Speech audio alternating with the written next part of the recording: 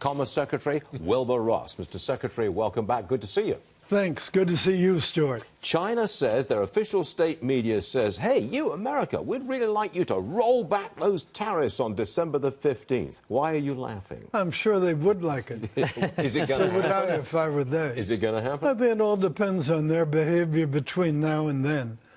If they make a real deal that is a deal that we can live with and is enforceable. Are you talking now about intellectual property? Well, that first of all, deal? let's start just with agriculture. They promised 40 to 50 billion of agriculture. That's really an essential ingredient to any deal. Some parts of IP and the other structural reforms will likely be in phase one, but for the most part, they'll be in a later phase. So the real question is, how far do they go this phase, and especially how enforceable? How far have they gone so far? Well, you don't have a deal on anything till you have a deal on everything. So they're making progress, but it's one step forward, one step backward. I do think the president is 100% right. They want to make a deal. Question is, do they want to make a deal we can live with?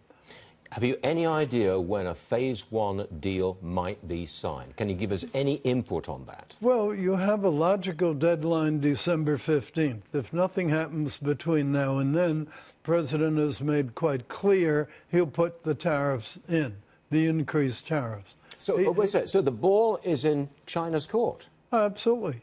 You're just waiting for them to come up with something that allows these... We need an overall package that meets our requirements for the phase one. And if so, a lot of things might be possible. But it's great that he has the hammer of December 15th, because that's a real hammer. It won't interfere with this year's Christmas. Nobody's reordering stuff after the 15th of December. Retailers have stocked up. So it's a very good time if we have to put more tariffs on. But you think the president is in a strong position, our president, very strong position, because we've got a very strong economy.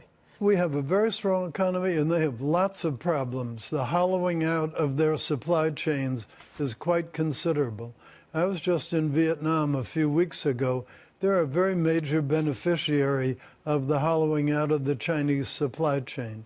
Malaysia is getting some. Even Bangladesh is getting some. So that's a structural problem that's not going to go away for the Chinese.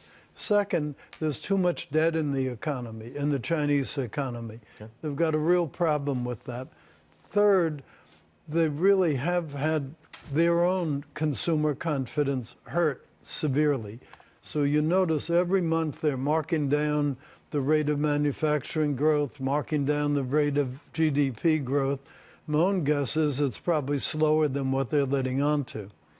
As Commerce Secretary, would you be allowed to handicap the likelihood of a China trade deal this month? Are you allowed to do that? Because our viewers, we're all confused about this headline, that headline. I think what people should focus on, what's important is to get the right deal. You can always get a deal quickly. But so meeting a December 15th deadline would be easy. All we have to do is roll over. The key is to get the right deal, whether it's by December 15th or it's later. And that's what the president's made clear throughout. Early this morning, the president reimposed tariffs on steel imports coming to us from Brazil. Right. Brazil is an ally. The new president of Brazil is a strong supporter of President Trump. Was our president taking a deliberately strong line, symbolically, to say to China, look, we'll deal with allies like this. We'll certainly deal with rivals like you? Well, even our friends must live by the rules. Our best allies must also live by the rules. I believe what the president was concerned about was the deterioration in the Brazilian currency. Yep. And that's a fair factor to take into account. It's a real factor. The lower their currency, the cheaper their products coming in. He felt he had to do something about it. And they're not the only one where there are currency issues.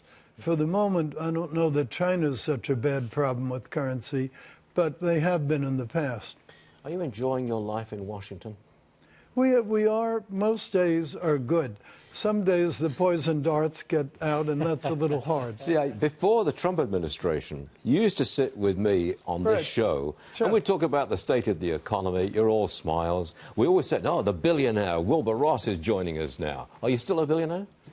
Oh, who knows? Oh, you know. What do you think to Elizabeth Warren? Well, I think Elizabeth Warren would be a good teacher. You going to leave it at that? Yes. Wilbur Ross, it's always a pleasure to have you on the show. Pity you couldn't be more definitive about China trade. You know how it is, but, you know, I'm impressed. I know you have to push, but I have to resist. You resisted remarkably well. You didn't move the market. Wilbur Ross, thank you very much indeed, Thanks, sir. Stuart. Much obliged to you.